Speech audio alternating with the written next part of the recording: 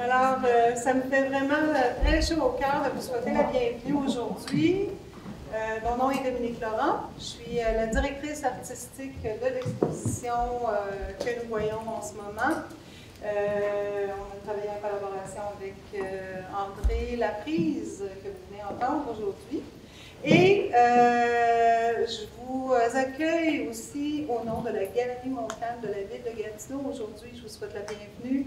Et évidemment, c'est toujours un grand bonheur de pouvoir perpétuer cette grande collaboration avec le Salon du livre de l'Outaouais qu'on a depuis des années. Sans plus tarder, j'invite M. René Cochot, qui est animateur et journaliste culturel, qui va être notre animateur aujourd'hui. J'ai l'infime honneur d'être le maître de cérémonie de cette célébration, parce qu'on souligne le 100e anniversaire de la date de naissance du chorégraphe de réputation mondiale Fernand Naud. Avec André Laprise, on va pendant une demi-heure parler de l'homme, du chorégraphe, de sa réputation et de ce qu'il a laissé comme empreinte sur la danse au Québec. André Laprise, le légataire du Fonds chorégraphique Fernand Naud, on aura l'occasion d'en parler. La Ville de Gatineau et le Salon du Livre ont choisi de rendre hommage à ce grand chorégraphe. Et c'est en lisant cette bande dessinée qui a pour titre « Monsieur Naud » chez Station T que j'ai fait la découverte de cet homme. Et à chaque fois que je tournais une page, que je découvrais qui il était, je me disais, mais comment ça se fait que cet homme, dont la réputation est mondiale, soit méconnu, peu connu ou inconnu? Et après cette discussion, qui va durer une trentaine de minutes, vous aurez l'occasion d'entendre des textes écrits par 4 auteurs, à savoir Mathias Carpula, Jean-Paul Daou, Zénia et Élie Turcotte, qui se sont présentés hier, ici, dans cette magnifique galerie, où on leur a demandé d'écrire un texte, de s'imprégner, de s'inspirer de ce qu'ils voient. C'est des textes qui vont être lus tout de suite après, et on a 4 plumes merveilleuses, alors j'ai déjà hâte de les entendre. Dans un premier temps, M. Laprise, vous vous présentez comme le fiduciaire de l'œuvre de Fernand Naud. Alors, expliquez-nous un peu en quoi consiste le rôle de fiduciaire. On prend place. Et lorsqu'on s'était parlé au téléphone un peu auparavant, vous vous étiez comparé à René Angélil. Mais pas au niveau du personnage, mais du rôle. Oui, du C'est rôle. ça. Du rôle. Ouais.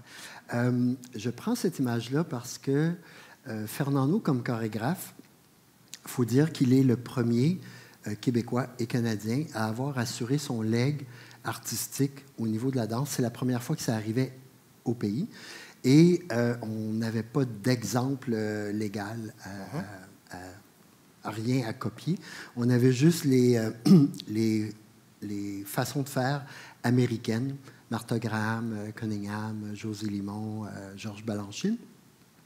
Et M. Naud ne voulait pas ce format-là. Il voulait le léguer, en tout cas par historique, à une personne, à un individu, pour rendre la chose la plus simple et la plus efficace. Et quand on voit l'ampleur de sa carrière, puis qu'on découvre les choses, puis qu'on regarde ce qui se passe dans notre culture, bien, je prends l'image pour les gens parce que je suis fiduciaire ou légataire. À la base, là, je gère la propriété intellectuelle de Fernand Naud. Par ricochet, je suis un remonteur de ballet. Mais ma tâche est d'être un bon gérant. Alors, et c'est assez grand, donc je prends l'image de René Angélil pour Fernand Naud parce que les gens, le commun des mortels, va comprendre cette image-là. Bon, évidemment, la deuxième question, qu'est-ce qui fait que c'est vous qui avez été choisi, désigné par M. Naud pour être le fiduciaire? Si je suis bien honnête, là, c'est un mot qui n'est pas à la mode, là, mais j'ai été harcelant. D'accord. Dans le sens que, je reviens au début de l'entretien, M. Naud était le premier à faire cette démarche-là, mais moi, j'ai été son assistant pendant 25 ans. Et les 10 premières années, ben, je découvrais plein de choses. Et à un moment donné, ben, je réalisais, je disais, oh, c'est important, qu'est-ce qu'il fait? Puis il y a Casse-Noisette, mais il y a Carmina Burana, il y a eu Symphonie de Psaume, il y a La fille mal gardée. Fait, il y a plusieurs événements, plusieurs créations qui ont marqué. Puis là, je dis, ben, qu'est-ce qui va arriver avec votre œuvre? Tu sais, Mozart, on a ses affaires, Beethoven, on a Michel Tremblay. Tu sais, qu'est-ce qui va arriver avec votre œuvre? Il dit, ça meurt avec moi. Donc, tout ça pour dire que ça m'a pris 10 ans, le convaincre que ça valait la peine de lui survivre. Après ça, ça m'a pris 10 ans avant qu'il dise « oui, ça va me survivre ». Là, en 25 ans, là, il a décédé. Dans les 5 dernières années, laissez-moi vous dire que ça l'a comme gaulé en mauvais français. Mais disons que c'est quelqu'un qui était très humble, qui a fait ses créations pour partager la danse, rendre la danse accessible, pour que ce soit, et pour que le Québécois danse. Alors pour lui, c'est ça qui est important. Que ça survive, peu importe. Mais là, maintenant qu'on le voit aujourd'hui, ben, je pense que ça valait la peine. Mais on est parti de quelqu'un qui se disait, non, mon œuvre ne vaut pas la peine, je n'ai pas cette valeur-là, à dire, ben peut-être que pour la communauté, ça aurait du sens, à dire, ben oui, on y va. T'sais. Bon, parlons de la carrière internationale et de la réputation mondiale de Fernand Naud, parce que autant lui, il semblait modeste, autant son œuvre est grandiose. Là. Quand on regarde son travail, c'est rarement des petits projets. Ça a toujours été une belle mise en scène, il y a une grande musicalité. Le travail avec les collaborateurs, les costumes, ici on est dans du François Barbeau, mais l'éclairagiste, les musiciens, ils travaillaient avec les musiciens. Il y a Lasquin, qui est un ballet qui a été fait sur une musique originale. Il était toujours entouré de collaborateurs et ces ballets témoignent de tout ce casse-tête-là, ces pièces-là qui font partie intégrante de son œuvre.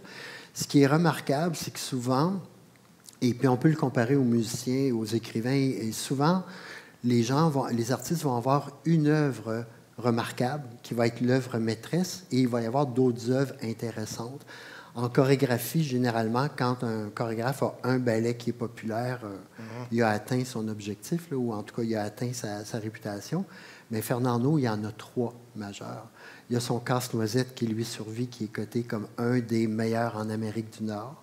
C'est la seule version nord-américaine qui a une présentation, un contrat depuis plus de 15 ans en Europe.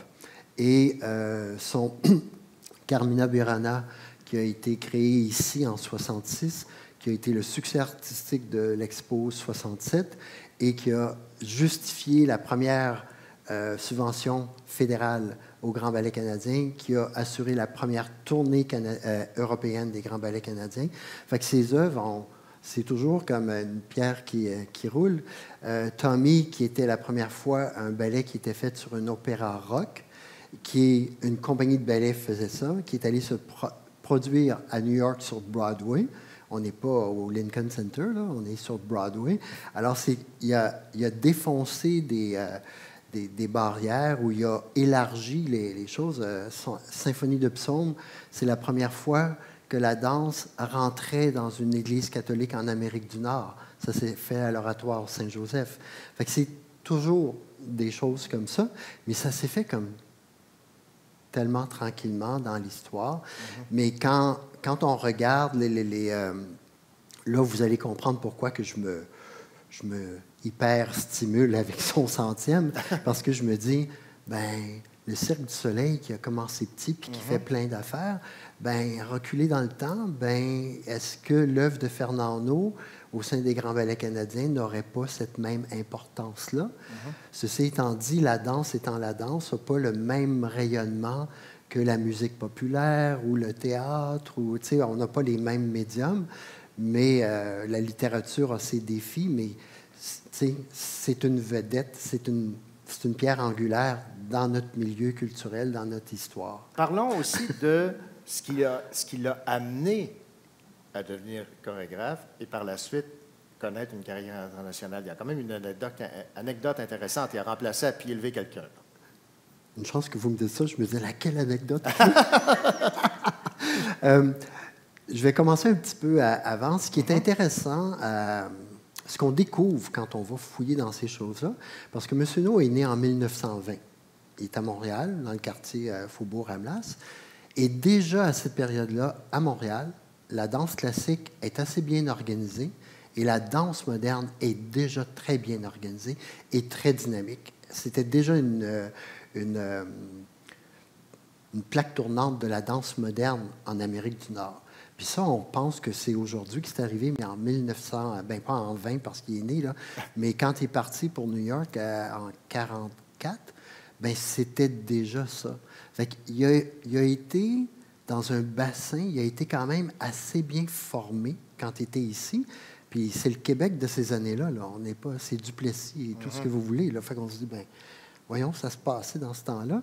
Et il avait été, l'été d'avant, faire un stage avec American Ballet au sein de l'école là-bas.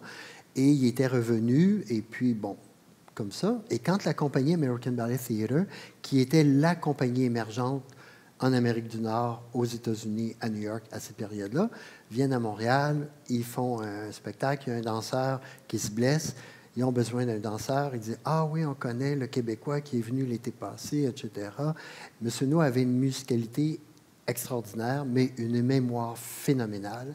Alors, il voyait quelque chose, il était capable de le chanter, de le danser, de le raconter, de tout ce que vous voulez. Donc, remplace à pied levé, fait que ça se passe souvent comme ça. Là, ils ont dit, on aime ça, on aimerait t'offrir un contrat pour 6 mois à New York. Ça a duré 21 ans. Voilà. Et il a dansé dans la compagnie. Il était probablement, parce qu'on n'a pas beaucoup d'infos, mais il était probablement un excellent corps de ballet et danseur soliste, mais pour les rôles de caractère.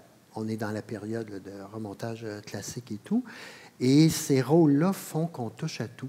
Les stars si vous allez voir un ballet, ben la soliste ou le soliste, les couples principaux, là, ils sont très, très spécialisés dans ce qu'ils font. Quand on est corps de ballet ou on fait les rôles plus théâtraux, là, on touche à tout. On développe une versatilité puis une flexibilité incroyable. Donc, lui, c'était son talent. Rappelez-vous qu'il avait une mémoire, une musicalité incroyable. Et donc, il a gravi les échelons. Quand il a cessé de danser, il est devenu... Eux, ils appelaient ça régisseur, mais c'est répétiteur, encadrer les gens et tout. Ce qui est fascinant, c'est que American Ballet Theatre, dans le temps, quand il est arrivé dans les années 1944, la compagnie devait avoir 5-6 ans d'existence. Fait que c'était une compagnie émergente et tout, mais qui a ramassé à peu près la crème de la crème du restant de la guerre, de la Deuxième Guerre mondiale, qui s'est envenue à New York. Fait que les stars de ballet, chorégraphes et tout ce que vous voudrez étaient dans cette compagnie-là. Fait que lui, il a été dans un bassin où la tradition européenne arrivait à New York. New York était un bouillon d'innovation. Alors, les deux cultures, les deux dynamiques étaient ensemble au sein de cette compagnie-là. Et l'autre chose, c'est que la compagnie, pendant les périodes de relâche, permettait que les danseurs se distribuent à travers les États-Unis pour aller aider dans les villes, dans les communautés, ce qu'ils appelaient les civic ballets. Fait que ce que vous voyez aujourd'hui, le Boston Ballet, bien, c'était le Boston Civic Ballet, et c'était des danseurs d'American Ballet qui allaient là, qui devenaient chorégraphes, qui aidaient à monter toutes ces choses-là. Fait que les grandes compagnies en Californie, à Atlanta, à tout ce que vous voudrez, ça vient majoritairement de ce rayonnement-là. Et quand M. No a quitté New York, 21 ans, quand Mme Shrieff est allée le rechercher, bien, Montréal, les grands ballets étaient à peu près la même chose qu'au début, American Ballet Theatre. La compagnie avait 4-5 ans. Elle avait besoin de chorégraphes pour donner une signature, donner une couleur, donner une identité. Et elle voulait que les Québécois dansent. Donc, d'avoir un chorégraphe de cette expérience-là qui arrive et qui fasse ça, qui avait ce génie créateur-là, bien, ça a fait ça. Fait que j'ai fait un grand détour. Vous vous êtes donné aussi comme mission de faire en sorte que le Québec conserve son patrimoine artistique en danse. Ça, c'est important, là. Oui. Oui, je pense que oui. Oui, oui. Humblement, reculons, là, quand j'ai commencé à à être assistant de M. No, ben, de travailler auprès de quelqu'un de cette ampleur-là, je me dis, ah ouais, c'est le fun. À un moment donné, je réalise le poids que c'est, puis de dire, bon, ben écoute, on a notre culture à nous aussi. Il faut faire le parallèle. Je ne peux pas dire dans votre milieu... non, dans le milieu littéraire, c'est un peu la même chose. J'ai été à l'école quand même, j'ai été en littérature. On va nous faire lire les grands écrivains, les grands poètes avant nous pour s'inspirer, puis ça devient une base sur laquelle ça crée notre identité autant nationale qu'internationale. Et en danse, quand on est à l'école de danse, ben, on apprend le répertoire, on apprend le lac des Cygnes, on apprend... mais tout ça vient d'ailleurs, vient d'Europe. Mais là, on a un chorégraphe ici qui a fait des pièces majeures qui sont montées et remontées. Son Casse-Noisette, c'était à chaque année, mais son Carmina Burana, c'était au maximum aux 5 ans. Tommy, ça a duré 10 ans. Symphonie de psaume, à tous les 3-4 ans, il le refaisait. Fait que là, je me dis, ben coudonc, puis ces pièces-là sont à succès, artistiquement, mais financièrement aussi. Là, c'est des succès salles et tout. Fait que là, je me dis, ben coudonc, Lac des Cygnes, pour nous autres, c'est peut-être son Carmina Burana, c'est peut-être son Casse-Noisette. Donc, pour moi, je me suis dit, ben autant qu'on honore Michel Tremblay, par exemple, parce que je prends lui parce qu'il est important, il est encore vivant. On en a d'autres avant, mais pour moi, je trouve ça très excitant d'avoir des gens qui sont encore vivants, qui ont eu cette empreinte-là dans notre société. Fait que Fernando, c'est un peu ça, mais on est en danse. Alors, je me suis dit, ben on va l'animer. Et là, je vais faire un crochet, je vais m'étendre pour dire que quand est venu le 100e, j'ai rapidement frappé un mur parce que les compagnies de danse ne sont pas subventionnées pour monter du répertoire. Ils sont subventionnés pour créer la nouvelle création. Même dans la littérature, on est toujours, c'est rare qu'on retourne en arrière. Donc, et en danse, c'est assez majeur. Les compagnies de danse, s'ils n'ont pas de subvention, ben ils pètent aux frettes. Excusez-moi, là, c'est bien québécois, mais ça image. Ouais. Donc, ils n'ont pas d'argent pour faire des remontages d'œuvres. Donc, c'est comme on renouvelle. Fait que c'est pas écologique, on va dire. Alors, moi, je me suis dit, ben si le milieu de la danse n'est pas présentement en mesure de le faire parce qu'ils n'ont pas les moyens, comment que je peux éveiller l'intérêt? De là, les activités pour le 100e, si vous allez sur le site voir, ben j'ai commencé par un timbre commémoratif. Le projet de l'expo s'est mis en branle. Là, on est ici aujourd'hui, mais il y a eu le roman graphique. Il y a la capsule historique qui a été faite avec Marie Beaulieu, qui est présentée comme vidéo d'accompagnement et tout. Alors, je me suis dit, la danse est un moyen d'expression comme les autres formes d'art. C'est un 100e qui est trop important. Et pour moi, ce qui m'exciterait le plus au monde et ce qui m'excite beaucoup maintenant, c'est que les autres formes d'art se sont jointes à cette grande aventure-là. Et l'exposition que vous voyez là, ce sont des artistes, il y en a qui sont venus vers moi, c'est moi qui est allé vers eux et tout, mais tout le monde a embarqué dans l'aventure parce qu'ils disaient « Ah oui, je vais juste faire un petit crochet. Madame Rivet qui est là, quand on a parlé de l'aventure, a dit « Ah oui, OK, le roman graphique, comment qu'on peut faire? » C'était pas comme « Non, c'est trop compliqué. » C'est comme « Ah oui, ça m'intéresse. Comment? Qu'est-ce qu'on peut faire? » Et Lisanne, qui est la nouvelle...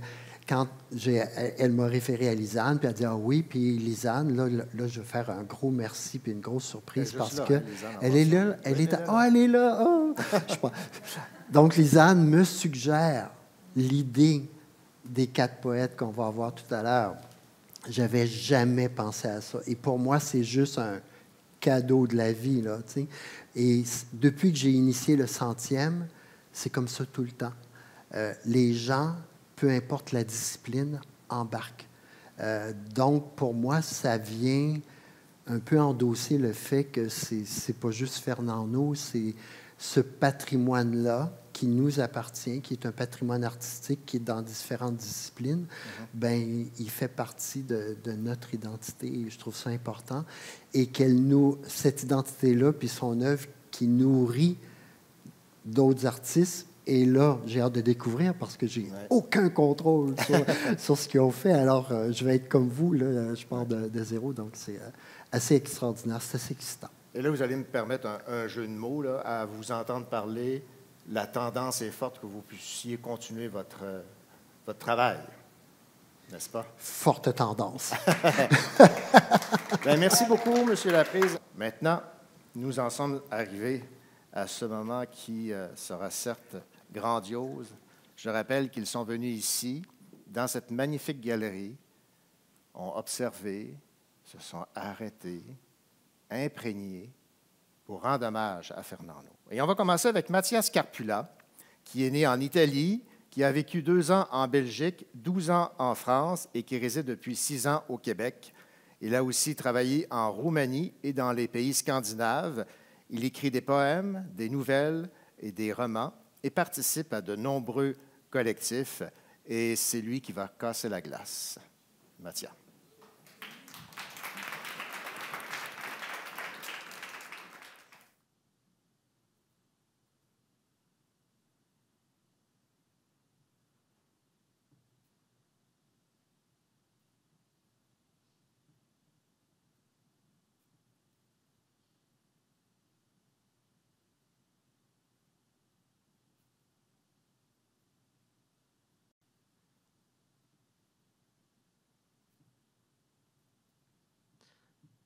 Un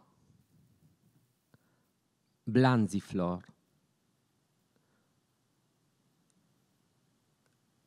Les mémoires dans mon corps. Les mémoires dans nos corps. Souvenir, action, sensation, chair. Passé, présent, chair. Passé, présent. Affectivité, traversant l'air. Un geste caresse un souvenir qui se transforme en geste qui caresse un souvenir. Chaque mouvement aimé, expérimenté, oublié, recréé. Chaque mouvement similaire, différent. Nous le créons pour nous, pour les autres, là à l'instant, pour nous, pour les autres. Puis un souvenir résiste, un éclat de rire dans une salle de répétition. On a dansé, mais là, dans mon corps, on danse. 2. Costume de Tommy. Des costumes se promènent, marchent, boivent un thé, font une sieste sur une pelouse. L'essence de la peau de ce corps les imprègne. Si je les croise dans la rue ou sur une scène de théâtre, les costumes se rempliront d'autres corps. Corps interprète, corps public, corps ami, corps de mes souvenirs. Je ne connais pas les corps d'avant de ces costumes, mais je leur donnerai des visages de mon passé. Les costumes voyagent dans mes yeux, sentent dans mon nez, froissent dans mes oreilles, comme des souvenirs encastrés dans un coin protégé de mon cerveau, comme une séquence d'action de mes chorégraphies préférées, la consistance d'une vie dans l'espoir de toujours me rappeler tous les instants de mon existence, plein de gestes qui sont fondamentaux dès mon enfance à mon âge adulte. Ces gestes, je les cherche sous les corps des danseurs, danseuses. Je me cherche en regardant une danse, en ressavourant le souvenir d'une danse.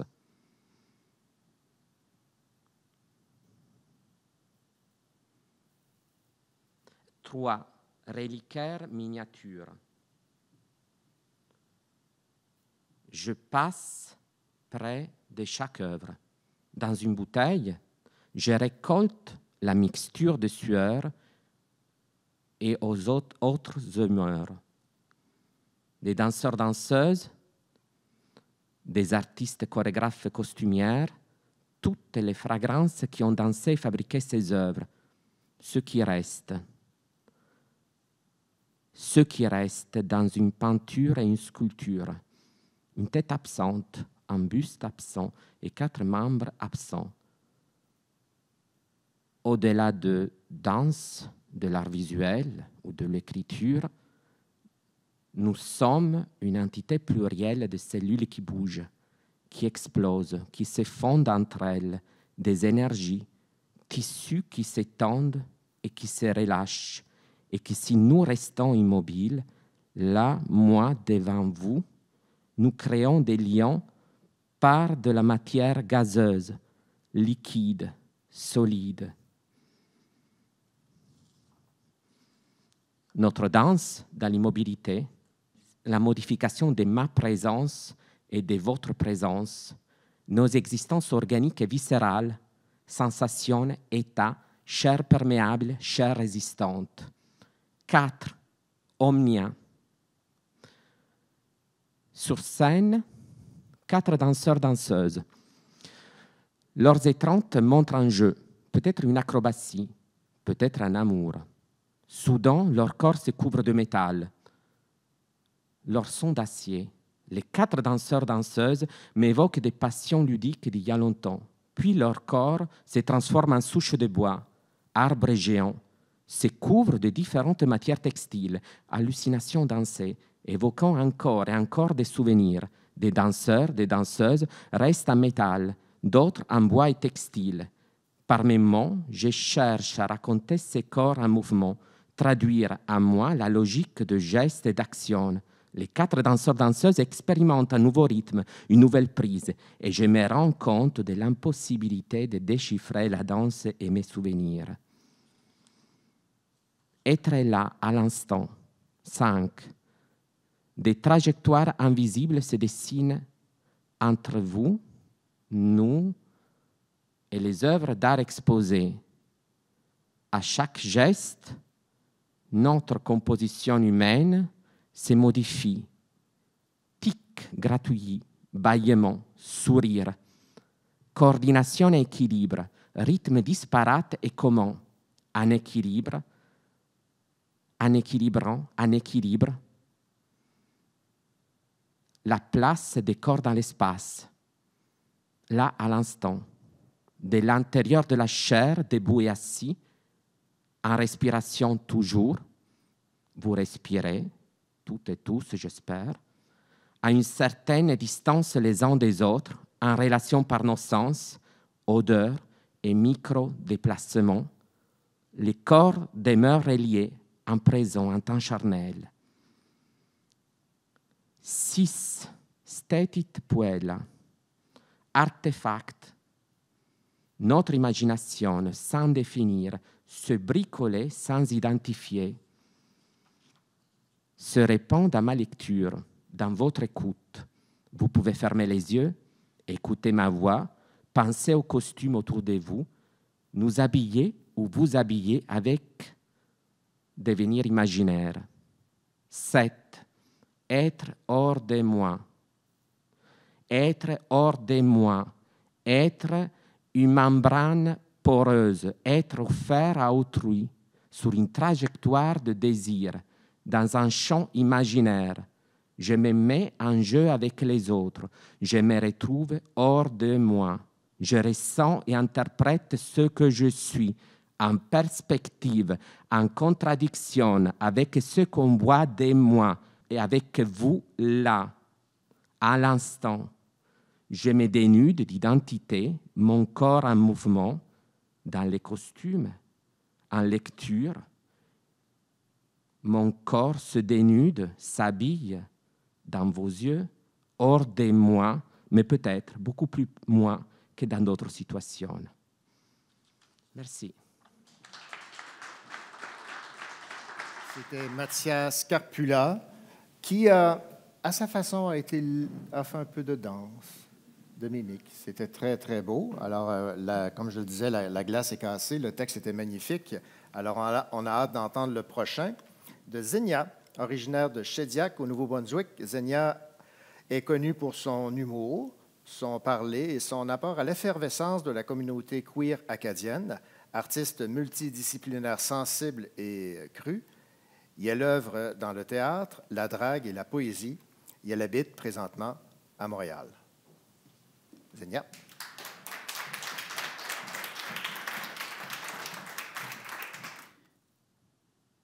La présence de 4 tables dans une galerie, chacune avec une chaise puis une nappe fantôme.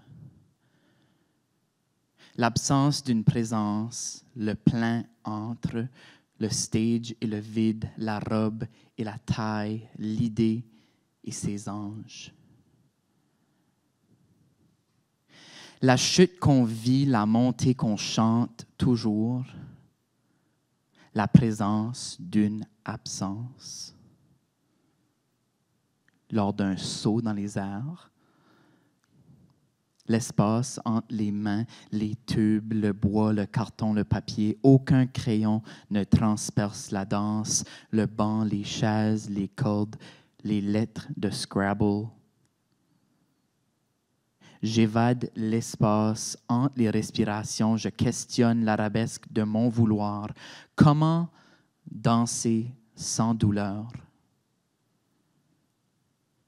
Comment diriger sans contenant? Comment s'établir dans la chute? Marcher dans l'espace sans souliers, se remplir du vide, expirer l'inspiration. Regarde cette photo. Est-ce que tu te vois? Une main blanche pige ton écorce n'est pas qu'une couche. Je respire, ça rentre par layer après layer, après layer, après layer, après layer. Tissu après tissu. C'est-tu une chorégraphie? Pour qui est ce spectacle?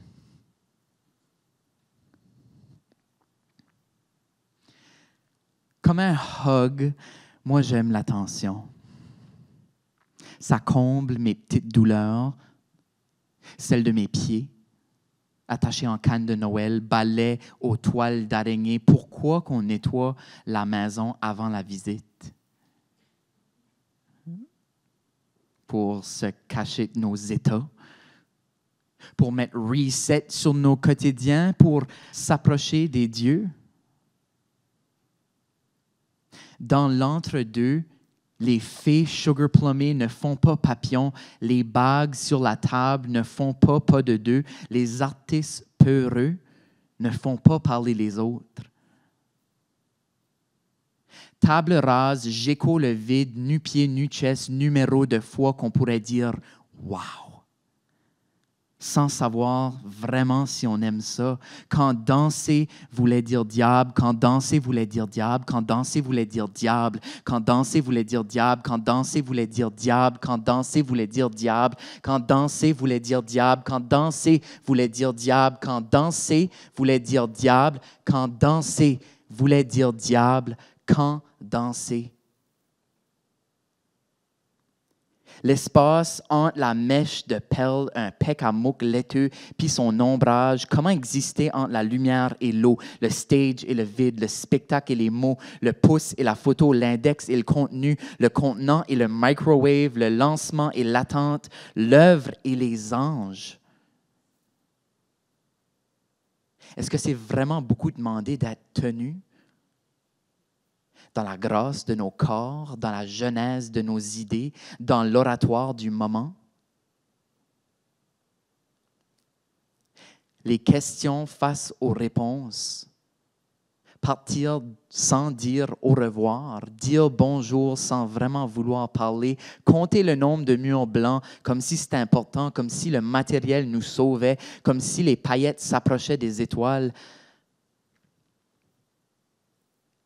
Rassemblés, on se fait à croire dans la danse, dans les costumes, dans l'écorce qu'on s'étale, que le néant est imperçable, que la vie peut être vaincue, que la mort est terminable. Quand danser voulait dire diable, 21 murs blancs, 21 murs blancs, 21 murs blancs.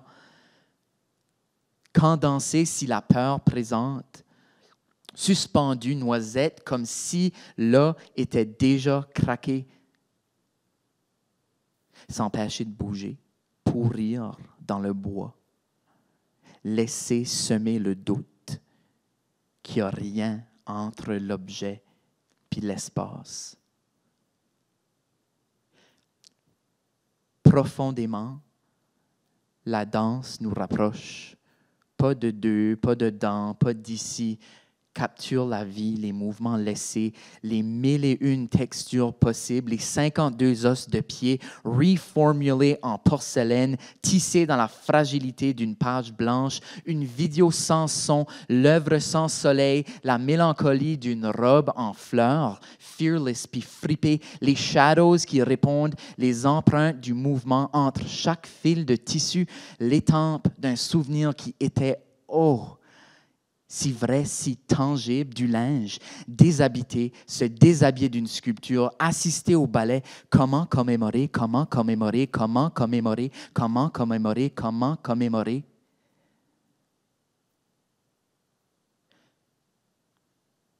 Trois robes, sorcière, entité, prophète, oracle, la mythologie de la chose, comme la mort, viscérale. Accroché par fil de pêche, kind of comme un rituel, sans intellectualiser la chose, l'œuvre, une représentation multidimensionnelle qui écho le vide. La famille, les robes, la danse. A painting is just a painting. A dress is just a dress. A dancer is just a dancer. Yet, nous voilà, en train de rendre tangibles les ombrages du Rat King, l'installation, le temple, simulacre de l'éphémère, sur les murs, jamais remplaçable, jamais capable de toucher à ce qu'on ne voit pas, mais se faire toucher pareil par la présence des tables, par trois robes rangées, par la présence d'une absence. Merci beaucoup. Merci beaucoup, Zenia. Moi, ce qui m'impressionne dans ce genre d'exercice, c'est le peu de temps que ces artistes ont pour écrire un texte et réussir à produire de si beaux textes. C'est impressionnant. Ouais, franchement, là, bravo. On va enchaîner avec Élise Turcotte, poète, nouvelliste, romancière. Elle est l'auteure de plusieurs recueils de poésie, dont Sombre ménagerie. Ce qu'elle voit, piano mélancolique et la forme du jour. Ces romans parmi lesquels Le bruit des choses vivantes, La maison étrangère, Le parfum de la tubéreuse et plus récemment Autoportrait d'une autre ont tous été salués par la critique et ont trouvé de nombreux lecteurs et lectrices. J'ai eu l'honneur et la joie de l'entendre lire un extrait de son plus récent ouvrage et si l'on se fie à la qualité de sa lecture, on imagine que le texte le sera tout autant. Monologue à la robe dévoilée. Est-ce une cérémonie? Les pas de danse sont alignés dans la mémoire et je suis là, encore figé par le froid, à toucher au passé, qui est aussi un présent d'apparition. Je suis là à tenter de voir la musique, à essayer de capter le petit vent intérieur qui fait bouger la silhouette et quelques artefacts devant moi. Au début, mes pensées sont balétiques. J'imagine le jeune homme marcher léger dans les rues du faubourg, entre le fleuve et la rue Sainte-Catherine, ou peut-être ailleurs, dans la classe de ballet. Puis le mot sylphide se forme sur un mur de la galerie. Je les pensais endormis entre les tombes et les ruines, comme moi, un jour, dans ma sombre ménagerie. Mais voici qu'elles reviennent dans le drapé de la solitude, tissu, corps, feuilles de métal, et puis une robe, une seule parmi 13 robes fleurs, recule dans le noir du tableau. Et soudain, j'entends la musique de Karloff, les mouvements forts, le rythme, moi, chef d'orchestre, jeune, à l'écriture insoumise. Un instant plus tard, je me souviens d'une autre danse, du retrait du danseur sur la scène. Abandon, extraction de l'or dans la figure de l'air. Sont-ils plusieurs? Ils sont seuls. Un seul corps devenu forme. Des pas vers la vie. La mort cachée dans un geste. Un balai de tissu et tout le balai dans une petite bouteille que je ne jetterai jamais à la mer. C'est la joie sur une surface enluminée ou sur un parterre de sable. Ce sont des pas encapsulés dans la beauté. Une résidence sur la terre encapsulée dans la chorégraphie. Parfois l'aile d'un oiseau immobile, et puis il bouge, à peine. Un rideau de rêve, un seau de chat, une arabesque. Je me lève, marche, je parle au poète. Je réfléchis sans miroir, car j'ai plutôt étudié le vocabulaire du flamenco. Il n'empêche que j'enfile la robe au vert tendre, et la même tension est à l'œuvre. Le temps est la répétition du mouvement. Je me souviens de Tommy, le garçon sourd, muet, aveugle. Je me souviens de son désir, qu'il voulait tant être touché, que son musée musical silencieux soit entendu et vu, que les franges de son costume racontent une histoire et que cette histoire se déploie dans le monde.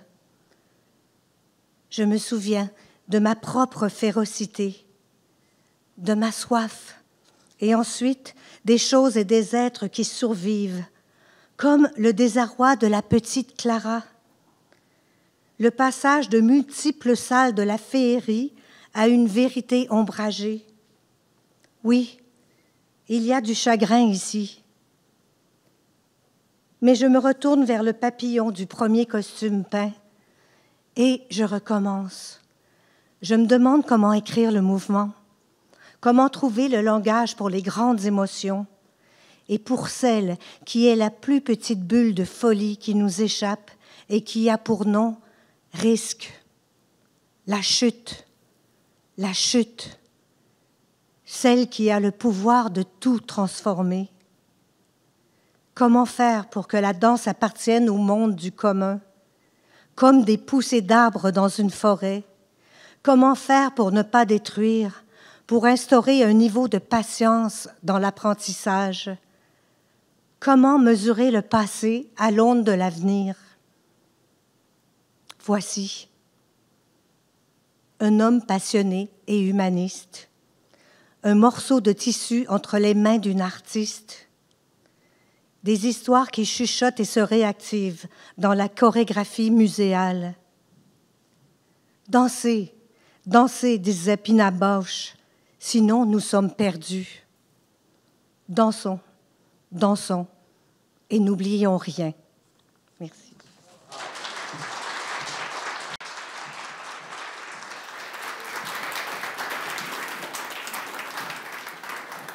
Tout simplement magnifique. Et ce qu'il y a de bien dans ce type d'activité, c'est qu'on a 4 magnifiques textes, mais tellement différents l'un de l'autre, avec la perception de chacun.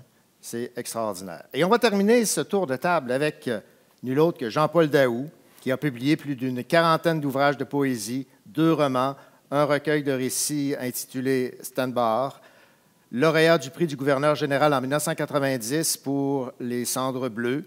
Il a été directeur de la revue de poésie Estuaire de 1993 à 2003 et poète en résidence à l'émission Plus on est fou, plus on lit, diffusée sur la première chaîne de Radio-Canada Accueillons Jean-Paul Daou.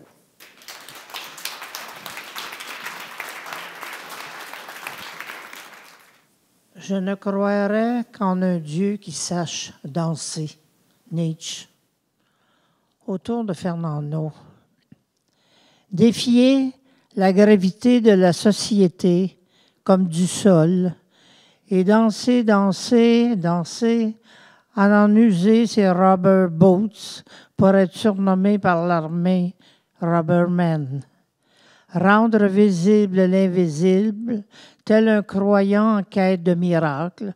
Et miracle, il y a eu dans ce spectacle à l'Oratoire Saint-Joseph, une première nord-américaine, où amener l'opéra rock Tommy à la Place des Arts et d'être choisi par l'American Ballet Theatre, où il œuvrera plus de 20 ans. Oser, telle était la devise de Fernando.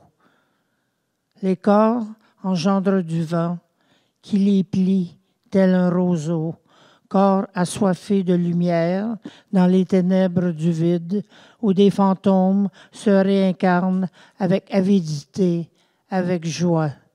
Les corps se balancent et tournoient en une cadence aussi harmonieuse que les astres dans l'infini du cosmos. Défiant l'éphémère de l'instant, inventer une manière de bouger, la mort dans les coulisses rage.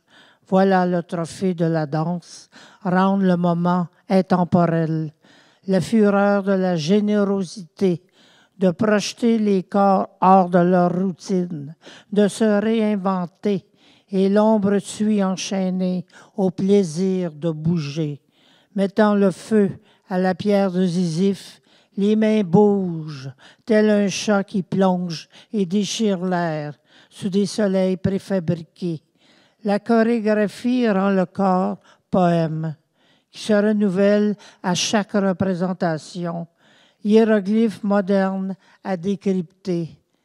La collectivité des corps obéit à l'espoir d'une nouvelle harmonie ouvrant la voie à une façon contemporaine de vivre, à en faire frémir la jalousie des étoiles.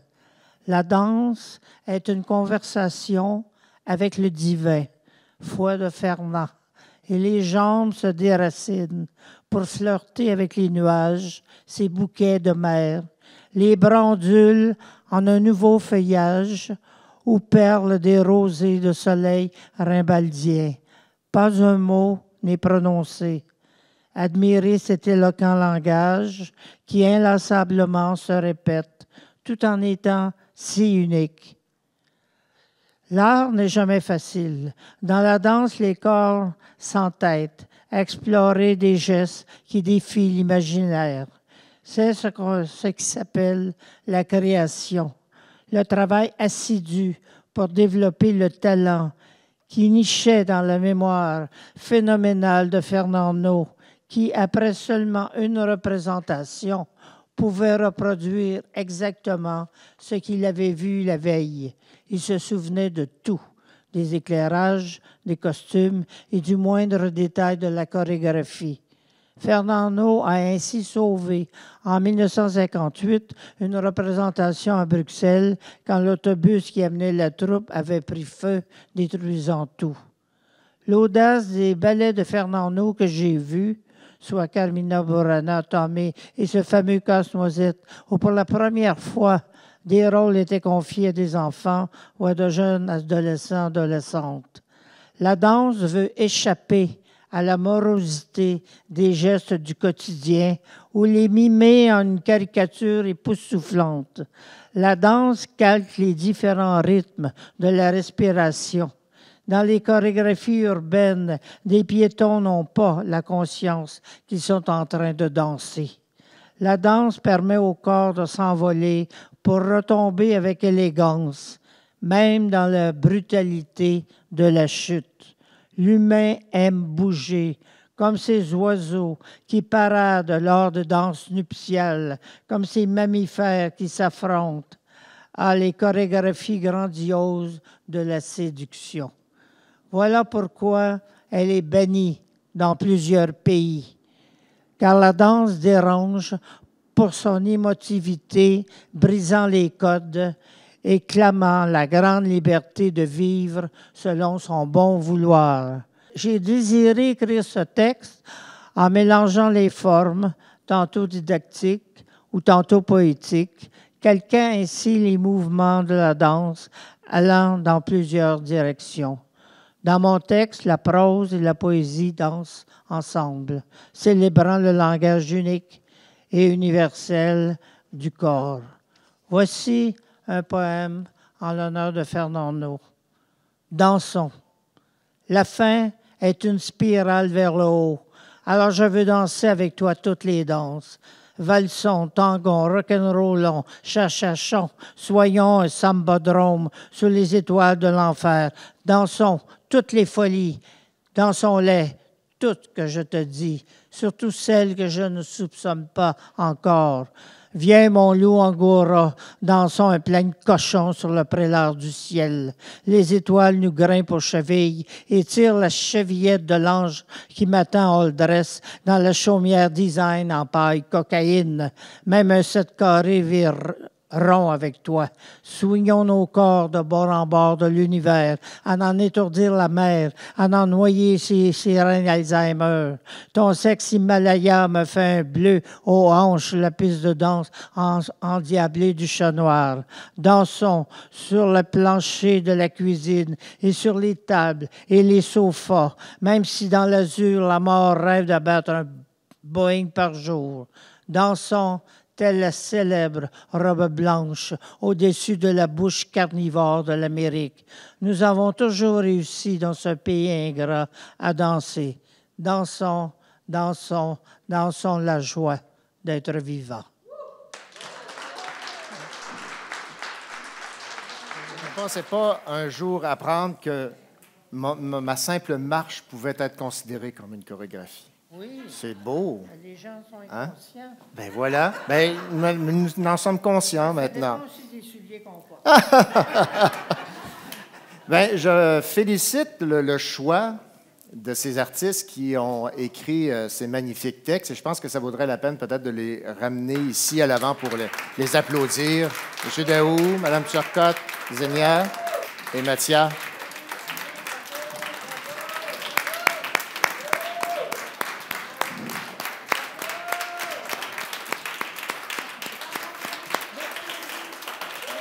Oui, vous avez été à la hauteur. Vous pouvez être fiers.